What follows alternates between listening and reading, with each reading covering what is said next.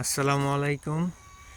শীতেল হিমেল কুয়াশা, কোনো কিছুই দেখা যাচ্ছে না। এখন সকাল ৮টা বাজে, কোনো কিছুই দেখা যাচ্ছে না। দেখেন শিশির, জ্বালা খেতে শিশির।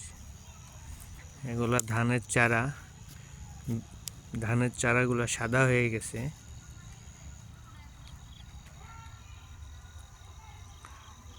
কুয়াশা আর কুয়াশায় ঢেকে গেছে। পুরো গ্রামটাই কুয়াশায় ঢেকে গেছে, দেখা যাচ্ছে না কিছুই। আপনাদের দেখাচ্ছি, এখন সকাল ৮টা, কুয়াশায় ঢাকা